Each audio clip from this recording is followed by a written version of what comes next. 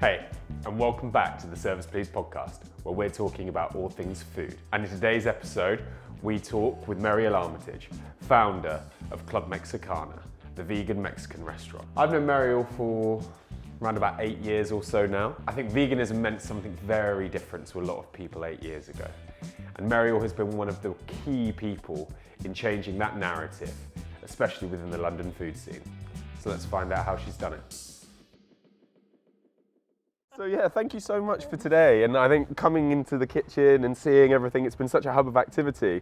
But it's been a massive walk down memory lane for me. Me and Luce used to come up to this space and see everything, can do all of our prep for Bill Beak here. Yeah. And then I've got Hanoi Kitchen's van in front of me. There's other vans and stuff like that. So this is a real epicenter. It's a real hub, real hub, which is amazing. Yeah, you got Kolkata, born and raised. Yeah, lots of other people. It's good. And you all still share experiences and go through all of the daily qualms and things like that, yeah, or do you we think always it's have gone? a little bitch in the courtyard about anything going really. Yeah, and Cheese Trucker here, Biff used to be here, so yeah, it was a gossip hub really. Yeah. Fantastic. Right, let me look at this because I'm not a professional. We've got the names of festival organisers etched on a wall and marks against them. Three dots and they're out. Don't do that. Are you excited for Glasgow this year? Yeah, I'd say excited / terrified. Yeah. I mean, we haven't done it. It's 2019 was the last time we did it, and we did festivals. We did a few festivals last year. And getting back into them was really, really hard. And by the end of 2019, the last year we did Glasgow and loads of other festivals, we had a team that were amazing. They could just run the festivals. I literally didn't have to do that much. They were incredible. And then obviously the pandemic hit and a few of them went travelling and we didn't do them for 2 years. And then I realised last year that I was the only person who was still in the business who could remember how to do festivals, and I was like, oh shit, this is absolutely not what I want. This is not the expertise that I want to have right now. But we did it, and we managed to rope in a few very willing participants, including my wife and a few. Yeah, I think there was about 3 or 4 partners of our crew that were roped into it. But yeah, it was good. Great. It was good, yeah. So Glastonbury's the beast. It will happen. It will be good. Yeah. I keep telling myself that. Yeah. we do 2 stalls at it, so it's it's double whammy. But yeah. I think though it is going to be a real release of a lot of things for a lot of people. So I think everyone's going to be in good spirits and good form, and the energy there will be. I mean, it always is amazing, but it's 2 years off, 50th anniversary. It will be incredible. It will be. So. Let's get into this a little bit. Did you want the door open? Just remembered. We can do if you want. I don't mind. It's up to you. Whatever. I like the artwork. Yeah, I like the artwork as well. I think it's nice. It's done by our friend Will. He's a really good street artist. Street artist, really nice. Yeah. Okay, so when you started your journey into food, Meat and a Bun was at the top of the food chain, path to street food, bricks and mortar. Do you know what? I think what we'll do is I'll warm you up because I think that's quite a. Okay. So yeah, I you need warming up. Yeah, I think so. So I actually remember the day in which I first traded next to you.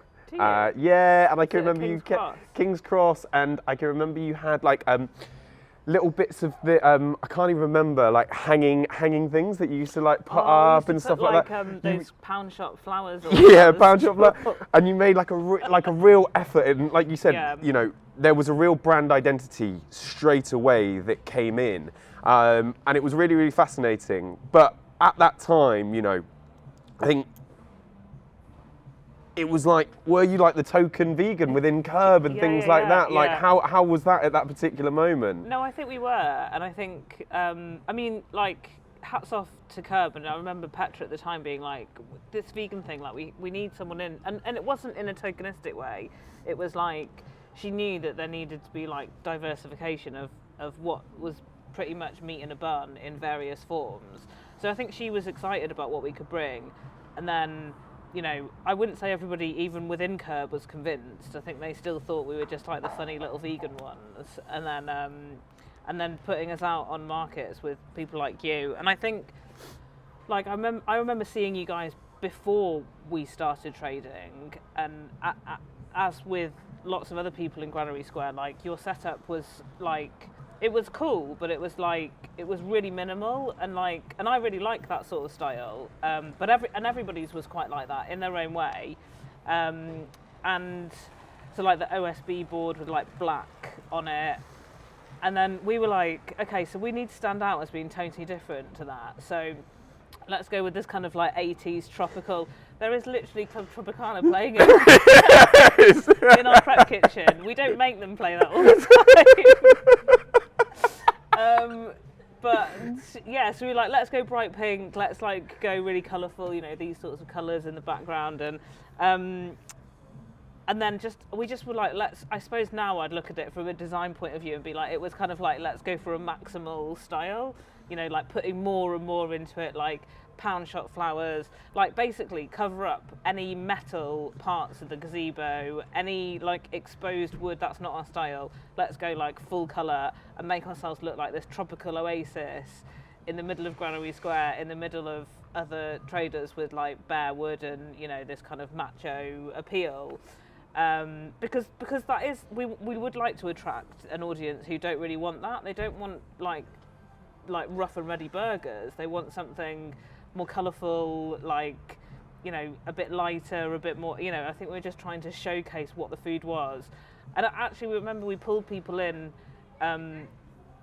they haven't even looked at the menu, and by the time they'd got the food, they were like, oh my God, is it vegan? You're like, yep, okay, bye, thanks to have your money, thank you, bye. But, you know, that's kind of, I guess we sort of tricked people in a way. But yeah, and I remember all the other traders looking at us thinking we were absolutely bonkers. And it used to take us, I'd say, like an hour longer to set up because of all the like frilly little bits. That's and our little like glittery tablecloth, and, you know, we put like little sunglasses and stuff, like tropical sunglasses. I bought all this crap off eBay and whatever. I mean, yeah, the amount of plastic, it's really terrible. I would never do that now, looking back. But yeah, and then it would take us another like 2 hours to take everything back down again. And everyone's like, I don't understand why you do this. And it was kind of like, well, yeah, because we need to, because we need to set ourselves apart. If we had just rocked up and done a similar sort of minimal thing and just written like vegan in big capital letters, we wouldn't have got any customers. That's very different now, but like, yeah. So that was why we did that. Yeah. And we did seem a bit bonkers, and everybody thought we were mad, but... Yeah, you know. Well, I think that's why I alluded to, you know, the hanging of the things, because I was like, I can remember being like, right, we're really time pressed, we need to like set up, get everything done. And I just see you doing this, and I was like, what's going on here? But I loved it. And I think, yeah, definitely it did bring people in. That was going to be what I was going to say. Like, do you feel that people came in that just didn't really know what was going on because of that? And yeah. So definitely. Yeah. I think you've also just said, you know, about meat in the bun, and it really was at the top of the food chain at that particular point. And I think there were just iterations of that. You know, like you and me have even just had the conversation right now. It was like, to get into KERB, you know, I can remember looking through the trader list and being like, there's no one doing duck. So it's like, right, we need to do this and come up with a name for that. And it was just like, because it would be meat in a bun. And then, you know, we were able to propel ourselves on there. And I think at that particular point, it was not easy, but it was, you could see a roadmap or a path to be able to go from your street food store into maybe a bricks and mortar or into pop-ups or into that. And I'm intrigued, obviously, did it feel that there was that like ascendance and path for you at that particular point? Or could you imagine, or did you even envisage where it was going to go? Not really, no. Like, I was really rubbish when people were like, oh, where do you see this going? Where do you see this business going? And like, to be honest, it really was at the very beginning an escape from my like job in advertising that I'd come to hate over the 10 years before, and just really, really, really wanting to do something in food, and really, really wanting to like showcase vegan food in London, because I'd come back from Australia where like veganism was like it was kind of like a cool normal thing in the dining scene. to back over here where like literally people were still laughing at me when I said I was vegan in a restaurant. So yeah, I guess I was quite, it was a bit of a weird thing where I did have a real like mission in my head that I wanted to like, create great vegan food and show people that it was interesting and fun and exciting and could be just as good as like all the other food that was kind of happening in street food at the time. But I also never really had like a vision for it moving forwards. And we did a pop-up to start with, and then we got into KERB kind of off the back of that. The pop-up was super fun, and like I did it with my wife actually every Saturday night in a cafe in Hackney, and that felt like the biggest achievement at the time. I was just like, I just can't get any better than this. This is great. I'm loving it. I'm really enjoying it. I mean, obviously then I like had to pay rent and stuff, and it was a bit like, oh, okay, so I need to kind of make a living out of this. But I never really, it was, I guess it was like, and maybe this is the case for a lot of people in street food, that you sort of, you take every step, every little mini step at a time. And for me, I always have to approach like life and work a bit like that, because I get really outfaced otherwise. So it's like, okay, so now we've done a pop-up, I really wanted to get into KERB because I saw that they were doing like really exciting food things. I pestered Petra until we got a meeting with her, and then we were able to go into her office and like cook some food. And then once we were in KERB, I was like, okay, we got one market a month or something, or one market a week. I mean, this is kind of 101 for like how it goes with KERB and street food, I think. And then it's like, right, okay, now we've got one a week with KERB. Okay, so now we want to get into street feast. So like talk to street feast, I got into some kind of like trader day that they were running through a back door, not literally through a back door, but like, on the invite of somebody else who'd been invited. And then it was like, I suppose it was just like, right, we need to build up into like doing as many street food events and markets as possible, and then see what happens with that. And then I think you kind of get to a point where you're like, okay, so what am I doing next? Okay, festivals, that's a good one. So let's do festivals. Let's do the biggest and best festivals. And then after that, it's like, what's next? And I think the difficult thing for me at the time was just, it seemed ridiculous to think that we could have a restaurant. And I was always quite shy or embarrassed to say like, yeah, that's what I want, because it did seem crazy, because there wasn't any other like 100% vegan restaurants. There was vegetarian restaurants, like people like Mildred's and stuff, who I think are now fully vegan, but yeah, they were vegetarian at the time, but there wasn't anything fully vegan, let alone something that was vegan and Mexican, like sort of niche within a niche. So yeah, I guess it was kind of like, what I tried to do was kind of soak up everything that was happening. I could see how veganism was snowballing, and how like, that's the brilliant thing about doing street food, obviously, is you get to talk to the customers. So many people kept on coming, they're coming back, saying how much they enjoyed it, more people bringing friends, people being like, oh, I'm trying to eat vegan like 2 or 3 times a week, or I just love eating vegan for lunch. And it's just this constant sort of positive reinforcement.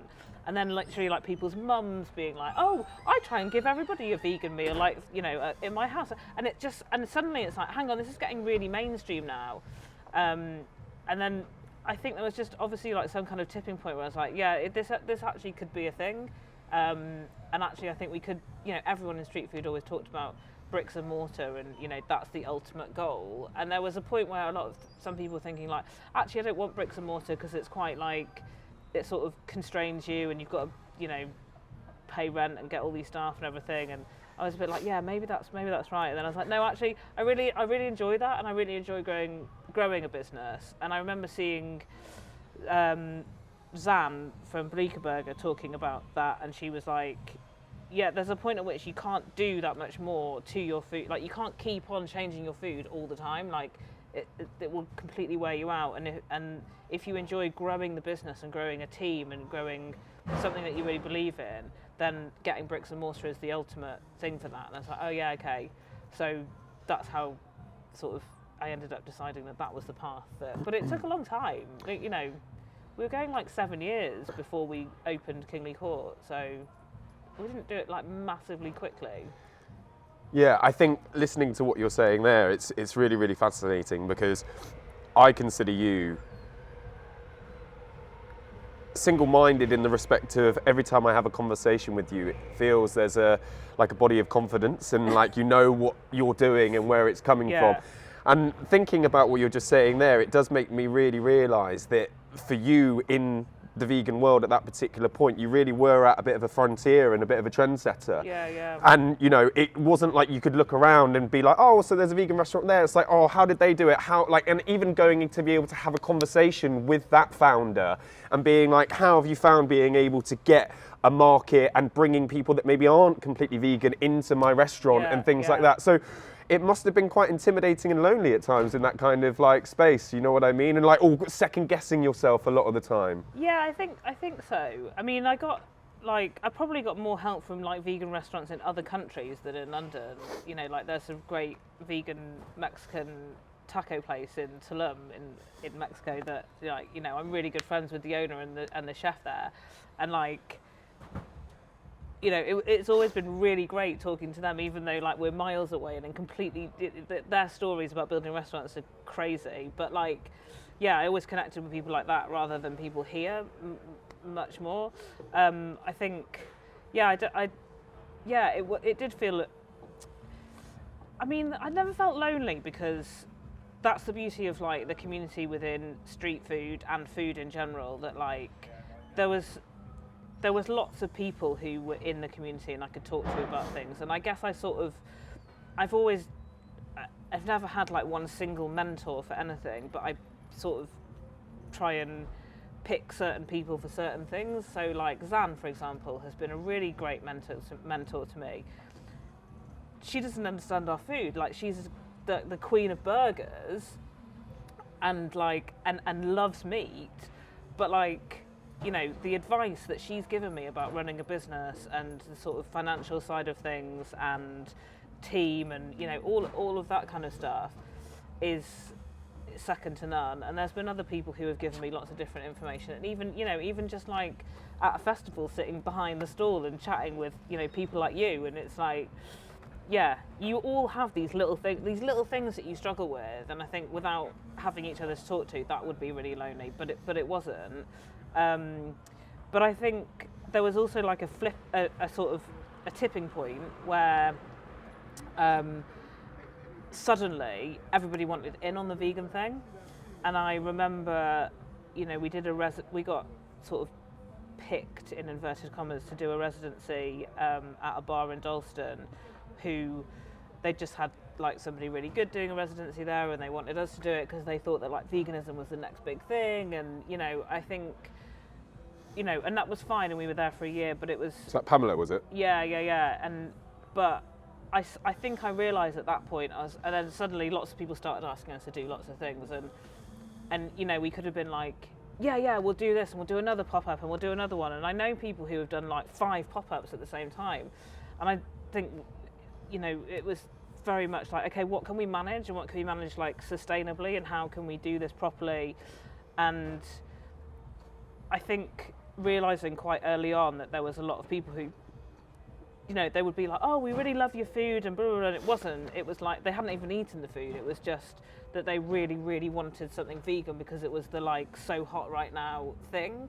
And I think I've always been really careful not to just jump in with anybody who says that. I'm still like it now. I'm really paranoid, but like, I think making sure that like we worked with the right people, the right partners at the right time in the right spaces that our audience could go to, it enabled us to build something like proper and sustainable. And we weren't running, I mean, I was running around in circles like a crazy person, but not as much as I could have been.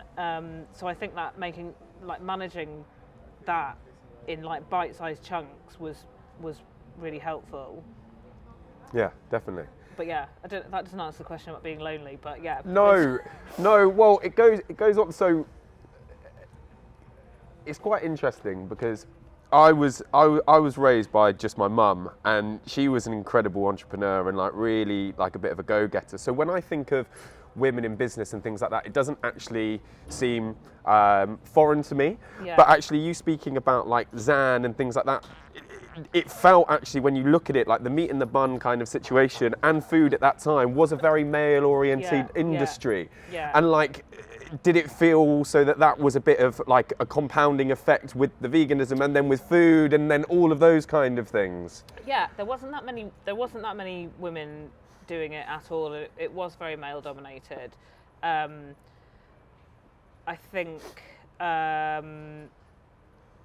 it was. I mean, look, I'm lucky. I've been brought up to be like pretty confident, and I also have a mum who's like incredibly entrepreneurial and like stands up to everybody. And so the male dominated world that we all live in, when you have mums like that, it does seem slightly different. And then suddenly when you're an adult in that world, you're like, oh right, okay, so there is a patriarchy, but we didn't have that because our mums are like badasses. yeah, exactly. So I kind of like try and be like my mum most of the time, basically, which means I'm not intimidated by, you know, everybody apart from me being a bloke in the room or in the street or in Granary Square or whatever. But yeah, and also all of those blokes were literally like meaty blokes who thought we were mental. I guess I just always had this like underlying, like,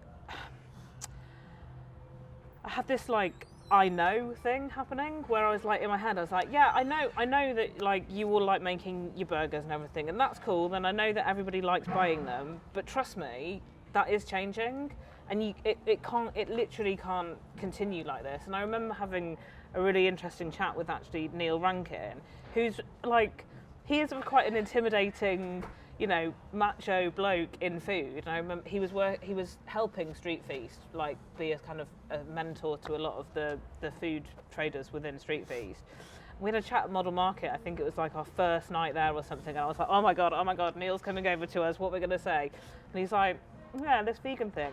Yeah, it's interesting. And I think he was eating like some of our tofish tacos, tofu wrapped in seaweed. He was like, these are really good. And I was like, oh my god, he likes our food. And I was like, okay, but it's just the tofu. Like everybody loves the tofish. It's like deep fried. You know, everybody loves it. But then he started talking a lot about veganism and his business, which obviously at the time was temper, and he was doing loads and loads of meat stuff, and like his whole world was meat, and you know he was like that kind of nose to tail whatever type farming. I don't know that much about it, but yeah. But then he started talking to me saying like, I'm fully aware that my business is not sustainable over the next like 20 years, and that hit me. That was like, whoa. So hang on, we've got like one of the best meat chefs in the country telling me that he thinks that veganism is like the future of food. He literally said that veganism is the future of food. Funny now seeing what he's doing with like Simplicity Burger and everything. That's what I was going to say. And that was the beginning of like quite a good friendship between me and him, and we've done loads of food stuff together over the years, and you know he really changed my perception actually of like meaty chefs. But yeah, so I think, you know, having my own thoughts about it and having people like him being like, yeah, no, you're right, like this is the future. And I've never been like, oh, I think that like everybody's going to give up meat.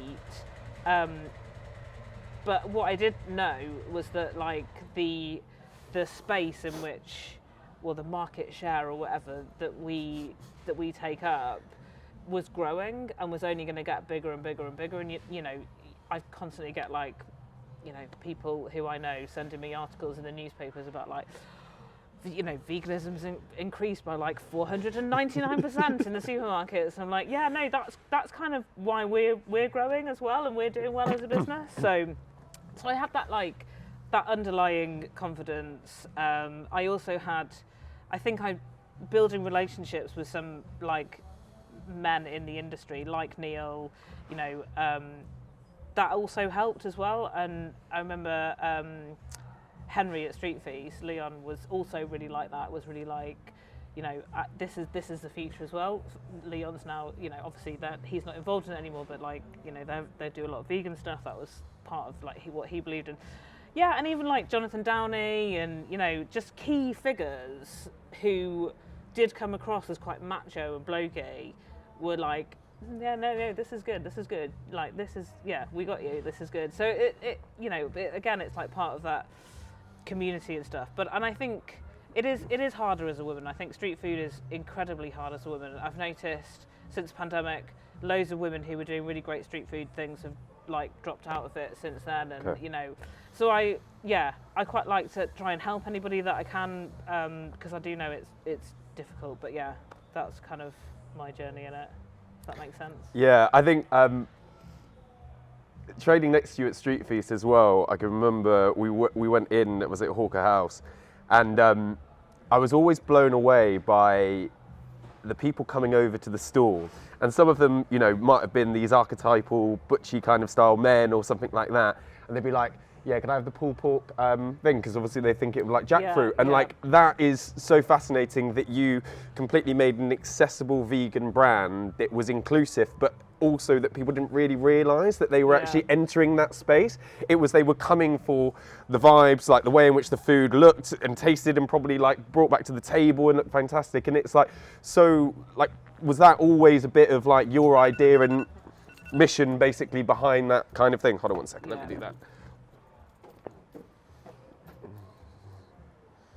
Yeah, so was that always like an idea and the mission a little bit behind what you wanted to achieve, or did that just came part of it? No, it was always part of it. I remember like sitting in a cafe in Shoreditch, like thinking about what I wanted Club Mexicana to be before we'd even done the pop-up, and it was about everything. It was like, you know, how did I want people to feel when they walked in or they walked up to the stall, and what did I imagine Club Mexicana to be? And it's like literally like the one video, like at Pikes, literally like I want this swimming pool. I want like there to be like awesome tunes. I want everybody to feel welcome, you know. And since going to Pikes, I'm like, it is actually Pikes, cool. So just copied them. But yeah, like, just I wanted it to be a bit of everything. I wanted everyone to just feel fun, because that's what, to me, that's what was missing with vegan food at the time. That, you know, there was vegan cafes and stuff, and I worked at one before starting Club Mex, but it was so serious. Animal rights posters on the walls, kind of thing. Animal rights stuff, you know. It was like part cafe, part bookshop of like ethical books, and you know, even the coffee had some like story to it that was ended in tragedy or something. Like it was really, everything was really sad. Serious. And I remember working in that cafe being like, this is not. You know, it's not something that people, it's not aspirational, like we used to say in advertising, like, you know, it's not an aspirational brand or a thing that people want to do. And it was like, that's what veganism needs. It needs like a rebrand. It needs like somebody coming in and giving it a refresh and making it seem a cool, fun, interesting thing to do that people want. They want to buy into this. And that's kind of why that whole like, I want like it to be, you know, Club Mexicana is like a swimming pool and amazing music and really like amazing, like everybody's cool and, you know, it's fun and everything like that. It's because I guess from my like advertising background, that's what you have to do when you're creating a brand, is like you have to envisage everything about it. You have to go to a client and stand up and tell the story of like what their brand is and what it represents, and if their brand was a person, what would they be like, and if it was like a building, what would it look like, and it's all that kind of stuff. And I did kind of think that with Club Mexicana. So yeah, all the like fun stuff and all the like extra time spent dressing up our stall, or you know, putting up, I remember at that Street Feast we like killed ourselves trying to put up a disco ball and a projector. There was a projector, yeah. But it was all for that purpose. It was all because like I wanted people to not walk past us, to just walk past and look at us and be like, what is that? I want some of that. You know, we've all been to those places where you're like, I want to be in there. Yeah. And that's kind of like, that was the vision behind it, because yeah, all the vegan stuff and all the vegetarian stuff in London was so boring. And it was just making people think that like, you eat in places because they are enticing and they're fun and they're places that you want to be in and you want to sit there with your friends and have a couple of drinks.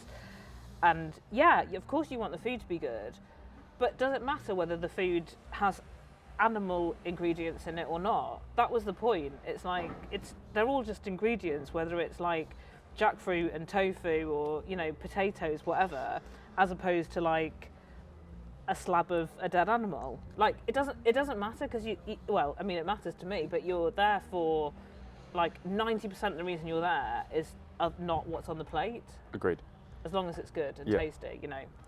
But yeah. I think that's the biggest thing for me. It's like, you know, the idea of breaking bread together and like sharing food and ideas and catalyzing things. That's what getting around a table of food is all about. And as long as everyone's out enjoying that experience, actually it allows other things to be able to flow from that and things like that, you know. We get it all the time at the restaurant with people saying like, oh my God, we didn't realise it was vegan. Or we get vegans who bring their non-vegan friends who literally trick them, and then at the end they're like, it was all vegan, and they're like, what?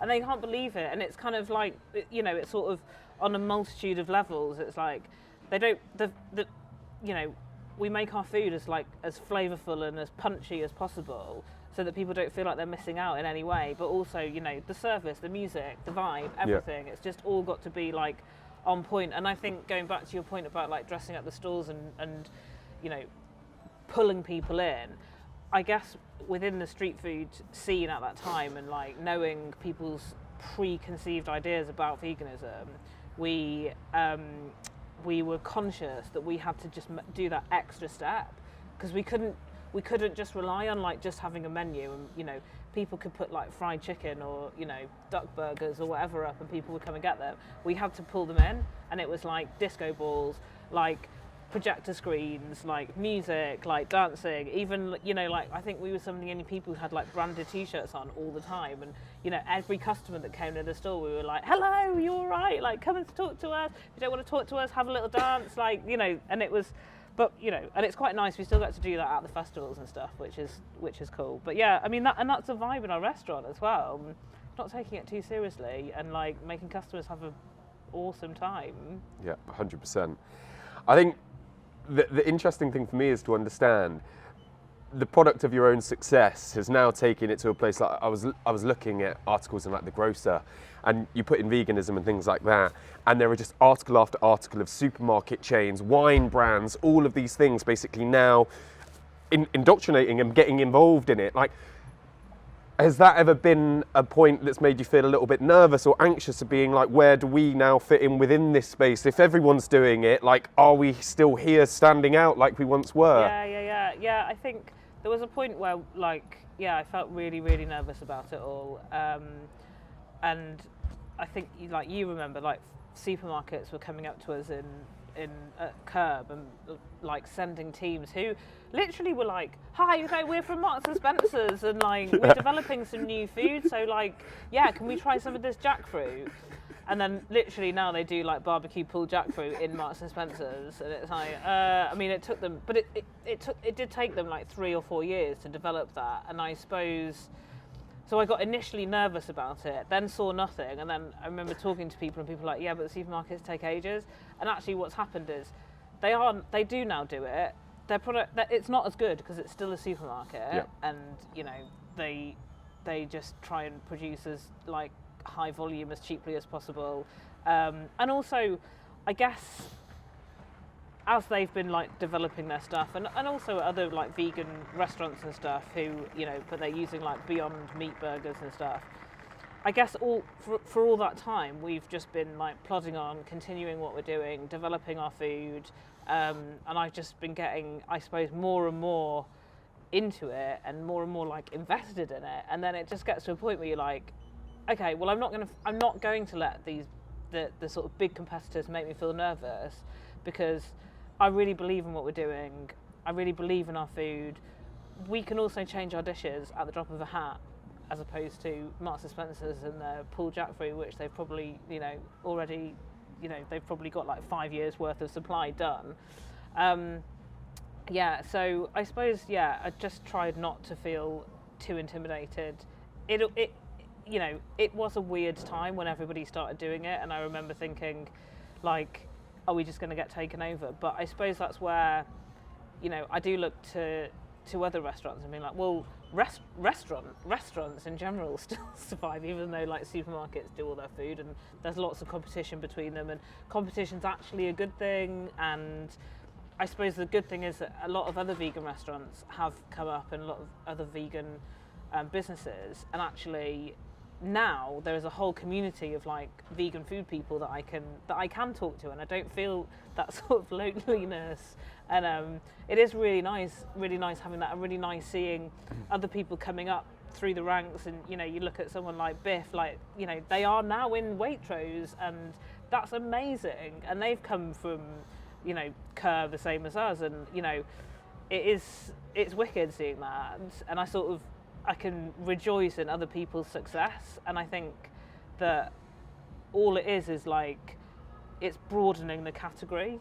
It's like, you know, I suppose I've gone from feeling maybe a little bit nervous about it to like, the more the merrier. This is wicked, because actually it's getting people talking, everybody's seeing it. It has become the thing that I wanted it to become, which is like a kind of aspirational thing where everyone's like, oh my god, there's veganism things everywhere, everybody's doing it, all my friends are doing vegan stuff, oh, they went to this vegan restaurant, they went to this vegan restaurant, I want to be in it, I want to be in the vegan club. And I'm like, that's wicked, that's exactly where I wanted it to go. 100%. And I think obviously for you as well, getting to the point of having your first restaurant in Kingley Court, it must be extremely exciting, intimidating, and the journey to get to that, it is really challenging. You know, there's a lot of like financial implications to be able to get to that point. And for you, your opening was supposed to be the week prior to national lockdown and things like that. So, you know, you've just expressed this whole journey and the struggles and like the challenges in which you've had to come over, and then you were hit with that on that particular moment. Like, that must have been a real kick in the teeth. Yeah, I mean, going in knowing that we had our like opening night booked in, and then Boris Johnson's being like, don't go out, don't go to restaurants, don't go to theatres. It's like, okay, thanks for that. Yeah, so I mean, look, it was pretty catastrophic at the time. It's a strong word. Yeah, but I only realised that later, actually, and because I think, you know, the whole thing of like the pandemic and lockdowns, it was really scary for everybody, and you know, it was kind of like, okay, yeah, no, obviously we can't open the restaurant because like there's this huge global thing happening, and no one knows what's going to happen, and it's really scary on just a life level, let alone like business, restaurant opening. And I suppose at the time, like, none of us knew how long it was going to go on for. So maybe we were like, oh look, maybe it might be delayed for like a month or something. But yeah, it was really difficult. I think then, like, we didn't open the restaurant. It was sitting there ready to open. But instead of navigating a restaurant opening, we had teams of staff, and we had to navigate like the furlough system and what all the rules were surrounding all the different like government financial things, and that was a real like headache. And also, how do we support all of our teams? I mean, I think everybody in hospitality will say like that was one of the hardest things, is like, how do you guide a team of like quite young people who didn't know what the hell was going on, and you know, you're sort of in this almost like parental capacity where they're looking to you being like, yeah, but when am I going to have a job again? When am I going to work again? And you're like, okay, we don't know either. But you couldn't say that. You just have to like give them some strength. And so it suddenly just really flipped into, you know, let's work out how we're going to deal with this. But yeah, then we opened, and then we closed again, and then we opened again, and then we closed again, and I think we've done like 4 openings there, which, you know, stands us in good stead for the next restaurant opening for sure. We're really well practiced at it now. But actually, look, I don't know, I'm trying to look at it from a positive point of view, that like, it was really hard and it was difficult, but like, it built like massive resilience with me personally, and within the business. And I think that we came out of it as a stronger team, and you know, and when we did open the restaurant, oh my god, the team was so enthusiastic. Like, you couldn't buy that enthusiasm. Like, you know, everyone had been sitting around waiting to do this for like 4 months or something. It was like, yeah, let's go. Everyone was so excited to be back and working with each other, and you know what it's like in a kitchen. Like, it's that close sort of it's camaraderie, like everybody wants to help each other, and like, so it was not only the sort of being able to have social contact with people again, it was like I literally am working with somebody and they're relying on me to do something and I'm relying on them, and it's fun and it's interesting and we're making food and yay. So yeah, so that was the positive part of it. And then obviously, you know, we've sort of gone through all the ups and downs that every business has, but we're still here on the other side of it, which is great. You know, we did our boxes, DIY taco boxes, which obviously people did, and you know, we did loads of stuff to keep us going, but we are still here, and yeah, I feel pretty exhausted by it all. Yeah. but it does now make sort of normal, in inverted commas, life and work feel like easier, maybe. Like we 100%. had to hit rock bottom, Yeah. and for it to be really, really hard, for it to be like, oh, it's actually like I really enjoy coming to work. It's a joy. Yeah, 100%. I think even listening to what you were just saying then, it's like I remember at the beginning, you know, we had like 30 people or so on the books, and the messages were coming out from the Prime Minister at that particular point. And I remember every single morning I used to pour myself like a filter coffee, and I used to sit on my step outside my front and like go through every single like Yahoo Finance, the Times, everything, and like understanding like tax in a way to be able to explain the furlough situation to people. And also I think we're quite similar minded, you know, like when it was the food operations and stuff like that, ethically I felt that it was important to protect my staff because we didn't know what was going on, and that meant just shutting your business and the financial repercussions of that. And like I've just spoken to your staff, he was like it was entered in with that knowing, you know. I think when you talk about your staff ready for the opening and things like that, it's because they know the sacrifices that you made as a business operator and owner for the protection of like the family, you know what I mean, and things like that, and going beyond. And I think that's what's really, really powerful. And I think a lot of people that are outside of food, they can't really fully understand how challenging that time was, because a lot of people were still just going about their day. Yes, they were like locked away at home and things like that, but it was a very different kind of thing, I think, for the hospitality and leisure sector and stuff like that. Yeah, definitely. I don't think many people outside of the industry can understand it. I think, you know, there's probably other sectors where people run their own businesses and, you know, they have their own challenges, but like, you know, I think within food, entertainment, leisure, like all the things that basically you couldn't do during a lockdown, all of our businesses, it was really scary times. And I think the biggest worry, like for me, was sort of getting up every day and not knowing how long we had, like, you know, and I know that there was a multitude of business owners that was like this, but like, you didn't, when were you going to run out of cash? Like every day it was like checking the bank balance, looking at like, okay, so we've got these furlough payments going out. You know, people don't even understand that like we had to pay furlough to people before we even got it back from the government, and you know, all things like that. And it's like the cash flow was so tight, and but the problem with it was that it wasn't like in normal times where it is literally cash flow, stuff going out and stuff coming back in. There was nothing coming back in. That first lockdown, that first 4 months, none of us knew how long it was going to go on for. We were all shitting ourselves about running out of money, and then literally, you know, it's like having, you know, giving staff their furlough, and then knowing in the back of your mind that if we run out of money, they won't get anything. They can't get any money, like, you know. And that was a massive, you know, you just referred to it as family, and like that's how it felt. It was like I feel I have such a duty to this team of people. I really, really can't let us like run out of money. You know, all of those people will not have a job. That's really terrifying.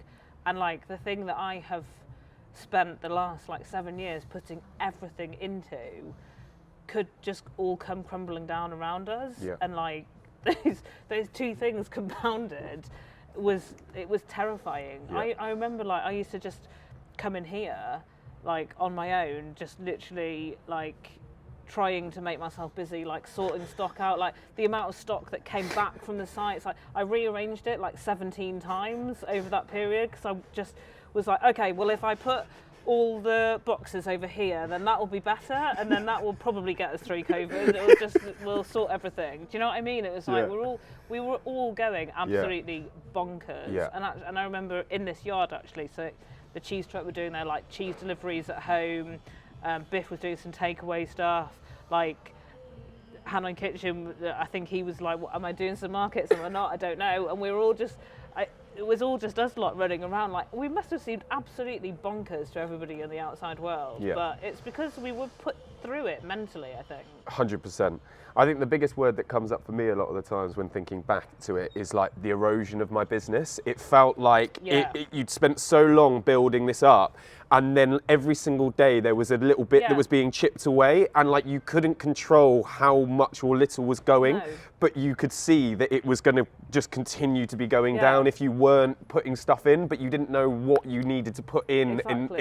It was really weird. And like the amount of money we lost over that year alone was like, it was awful. And it was, you know, it sounds selfish, but it's like I did not do anything to make that erosion happen. You know, I was running my business really well. I had a team of people who were doing their jobs really well. You know, everybody was doing the right things. You know, we have a product that like we've created, and you know we ticked all the boxes, and then for this like pandemic to happen, and suddenly like as you said, like bank balance being chipped away, chipped, and being told that like, oh, don't worry, you don't have to pay as much tax as you normally do, and oh, don't worry, you don't have to pay business rates. It's like, yeah, I should fucking hope not. Like, if someone whacked me with a business rates bill during when all of our sites were shut and we were taking in no money, I literally don't know what I would have done. Yep. Probably done some like dirty protests at number 10. Yeah, 100%. But like, and I think that's part of like, I suppose there is a bit of a disconnect with the outside world, that we went through all of that, and now what people are saying, and even in the like immediate thing like Eat Out to Help Out, the August after the first lockdown, you know, people were like, oh God, well, you're doing so well, everywhere's packed. It's like, oh God, you must be raking it in. Oh, you're going to make so much money at the festivals this year. You know, and there's even headlines about like, you know, restaurants are back up to like pre-pandemic levels, and you know, that's the justification for putting VAT back up to the top rate and stuff.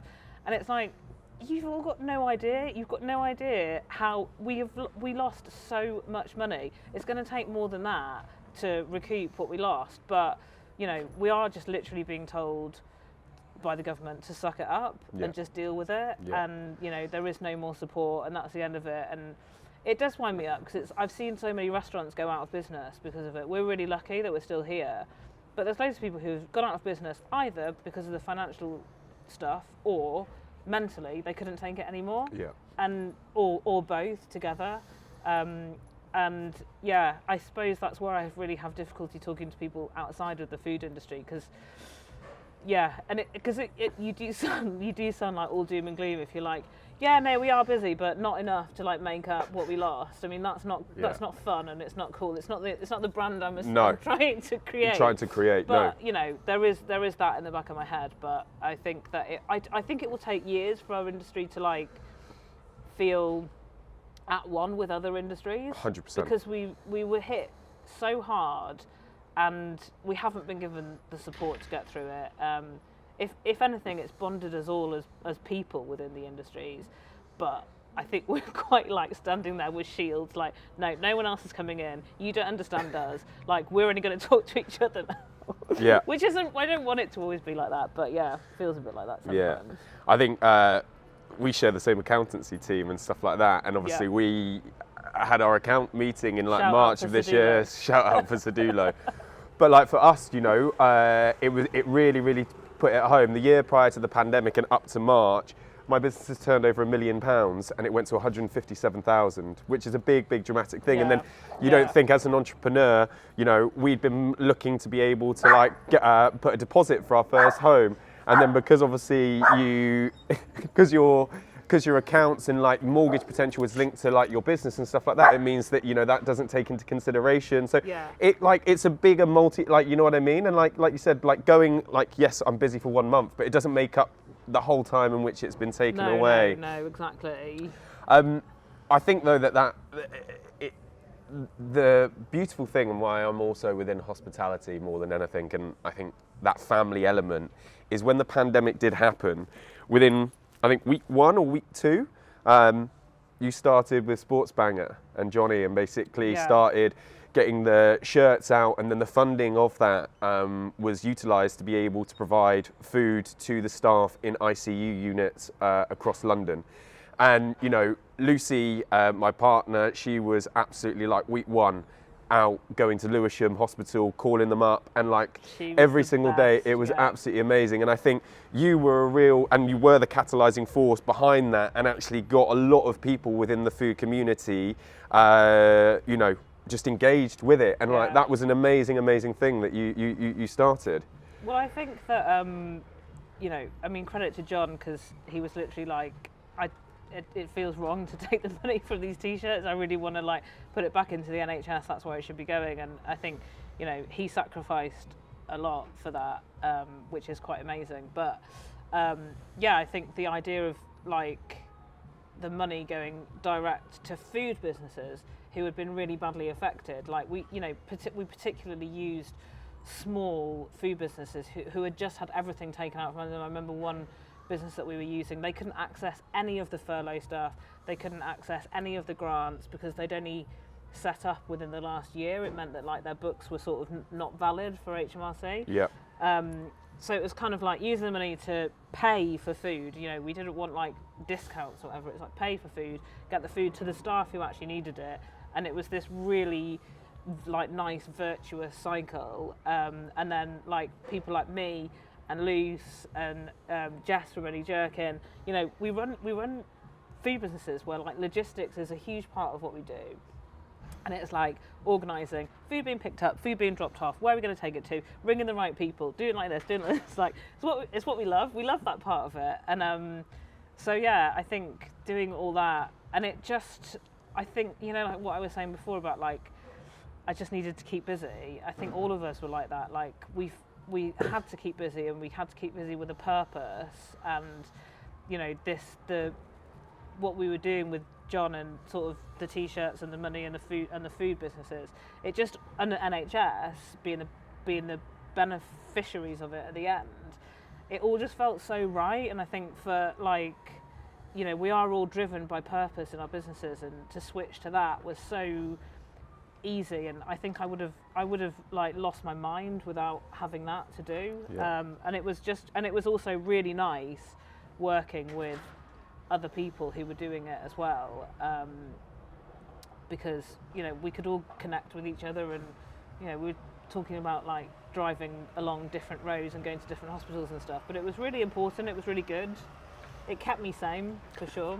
And I think as well, the craziest thing is we didn't know what COVID was at that particular time, and we were going to ICU units where the sickest people were. So it's like even the resilience, like it shows you the resilience of hospitality and the mind frame of people within it. That like they were putting you like almost on the front line kind of situation as well. You know. Do you know what? No, not one. We worked with quite a few different businesses. Oh, sorry.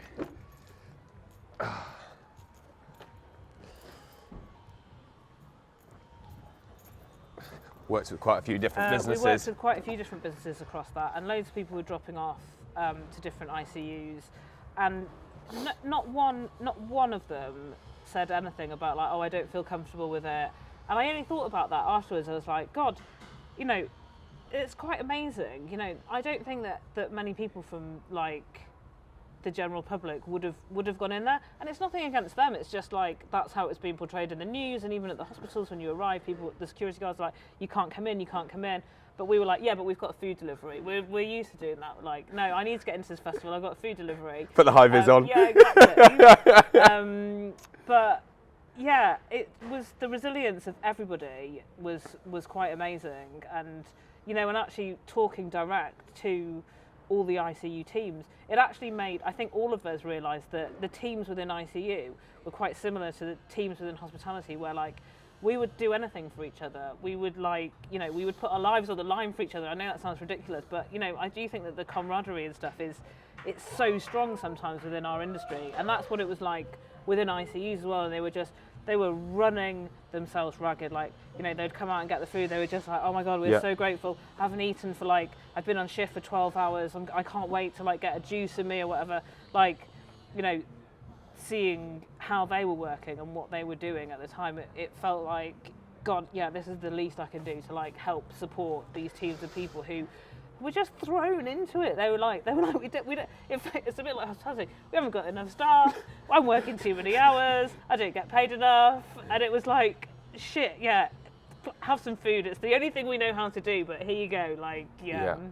And also as well, I remember the matron that was at the ICU in Lewisham, and this is like just testament to how beautiful these people are.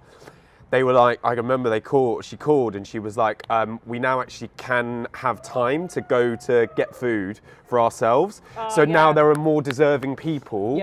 Like there are families that can't get food and don't have money and aren't working and things like that. Please make sure that you're now supplying the food to the more needy people. We don't need it anymore. And I was like, that just shows like, I don't know, it just, the humanity in that, you know? Which happened at a number of different ICUs actually, all independently of one another, and I think, and that's kind of, and we ended up sort of like flipping it from that into the food bank that we started running at a school in Tottenham, because I think a teacher reached out to John and was like, you know, there's parents who they're not getting school meal vouchers, they can't afford to feed their kids, whatever vouchers they're getting. Oh, and also that when that thing hit of like, you know, that we saw in the paper, like pictures of it was the Marcus Rashford thing when it was like the photo of the boxes, which would be like two pieces of banana, like really, half. It was awful. Yeah, awful. It was awful. And so we could just flip from doing the NHS stuff into putting all the money into the food bank.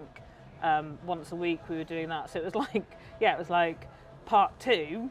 This is the next thing that needs help. So it was like diverting money quickly and easily to what needed, where the people were with the most need. And yeah, it's I don't know, it's quite interesting because it's, you know, there was lots of big things happening at the time, and like, but it felt like it took a long time for them to get any money or help to people, and we were like so reactive, and all of us, all our little food businesses in our little vans, like buzzing around London, doing different things. It was cool. Yeah, and I think the right word is reactive, because I think that's what the hospitality industry has to be.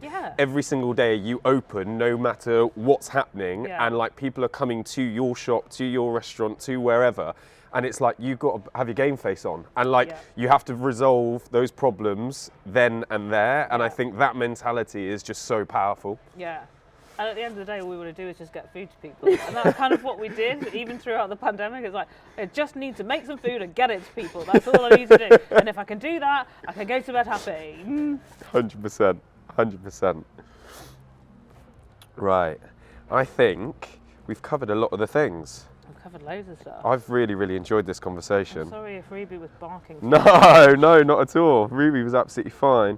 So, nervous about supermarkets, women within food, opening your first restaurant, sports banger, trading at street feast, token KERB, meat at the top of the food chain. Yeah, so I think that's pretty much it. You spoke a little bit, actually. I was quite interested. You spoke a little bit about the like taqueria in like Tulum that like you speak to and things like that. What's the name of that place? Charlie's Vegan Tacos. I love that. Yeah, they're wicked. Charlie's amazing. It's like a food truck, but yeah, it's pretty cool. Love it. And so there's a common theme that I'm trying to create within this series, within people to get like your best hidden gem food-wise out of you. If it doesn't have to be a hidden gem, it could be something that everyone knows. And then also, if there were, you know, you talk about mentors and things like that, is there anyone that you'd love to go with and basically share a meal and maybe get some life hacks or some tricks or some understanding of maybe how to navigate things in your world or things like that, or completely separate to food? I don't know. I mean, I think there's a lot of like, there's quite a few like good vegan places. I mean, there's loads of, what's been brilliant over the last few years is like really good restaurants doing really good vegan food. Like Black Axe Mangal are now doing a vegan menu, which was unthinkable a few years ago. So I'd really like to go and try that. Although I don't know how I feel about everybody else in the restaurant eating all the different bits and pieces. But anyway, yeah, I mean, I think I really like Alter, which is a vegan restaurant run by a guy called Andy who used to work at Sumsar, and he does that kind of like sort of Southeast Asian food, but vegan, and it's wicked. It's really, really good. And yeah, there's a amazing Chinese restaurant in Islington called Tofu Vegan, which is very like no frills, but they make all of their own tofu and do like really authentic Chinese dishes, but vegan, and yeah, that's a really nice place. Sounds delicious. But yeah, in terms of like mentors and people I want to go to, the thing is I'm quite bolshy, and anyone that I do want to go for dinner with, I just hit them up. I'm like, yeah, or I like, can I have a meeting? I need to ask you about this kind of thing. So yeah, I mean, like, you know, I've already mentioned Neil and Zan. Yeah, I mean, I suppose there's probably loads of people. I like, I just like I look up to like quite interesting, bold people in food. But yeah, I do kind of like, I've hit them all up. They're probably all bored of me by now. No, we're not going for dinner with you again. Yeah. I can't really think of anybody. That's a really rubbish answer, sorry. No, it's not a rubbish answer at all. I think it's the same. It's like, it doesn't have to be about like directly within food. I think you are growing an independent food brand that you're trying to, you know, replicate and bring more. And there are so many facets to that, and there are so many transferable skills that need to be brought into it. So it could be a completely different business model, but you could learn so much from someone that's, you know, a couple of bits ahead in the food chain kind of situation, you know? Yeah. Do you know what? I suppose I look less now for like professional guidance, even though it's important and it's really valuable. I more just want to hang out with like fun and funny people, because it's been such a shit like 2 years that, you know, I'd probably just pick out like funny people that I listen to on podcasts and stuff. And actually someone who's not going to talk about business, not going to talk about food, so is going to give me a complete antidote to everything. Yeah, I just want escapism. Yeah. That's all I want. I love Lucy said to me that there was a story that you went to Portugal and spoke to a fortune teller and like, or a tarot card reader. It's real. Yeah. I told her that in confidence. I'm sorry. My mum's really into tarot card reading and stuff like that, so I heard it and I was like, that's so like up. Yeah. Well, I wouldn't normally do something like that, but she was a yoga teacher and she was like, let me do this like reading on you, and I was like, okay, cool. But yeah, she predicted quite a lot of stuff quite accurately, actually. Great. But yeah, Fantastic. but that's actually kind of like, I suppose this year I've just been a bit like, and that was like in January, and I suppose this year I've just been like, I just want new and different. Anything that comes up that's new and different, and I wouldn't normally say yes to, that's for me this year. Go with the flow. Like, just something a bit different, and different people, different personalities. Yeah. I've honestly really enjoyed this. It's been just a great conversation. Yeah, me too, yeah. And it's always just a lovely, like, I think for me, having these conversations, it's a bit of a trip down memory lane, but then also, I think the food industry really was put on pause, but it was very active during that pause period. Yeah. And now I feel it's sort of awakening again, and people are starting to like talk about their ideas and ambitions and like where they feel that it's going to be moving. And I feel people almost feel that there is a bit of solid ground to put your feet on. Yeah. And it's like you can look up and be excited again. And I feel that the London food scene, and also within the UK, it was on such an interesting trajectory. And it got really like, it got pulled down, and now it's about like reinvigorating that, and like it's just about like what are the next steps, which is really cool. Really cool. I think everybody just wants to talk to each other, and everybody wants to find out how you've been over the last few years, and find out what you want to do, and like just reconnect and get back to where we were before. Completely. Well, thank you so much for today. I've really enjoyed it. You're welcome. Brilliant. That was great. Oh, really? That was really great, Mez. Thank you. It is really cold now. Yeah. So I hope you enjoyed that full episode of Service Please. If you could like, subscribe, follow, comment, any of those would be absolutely fantastic. And look forward to having you and hosting you again sometime soon.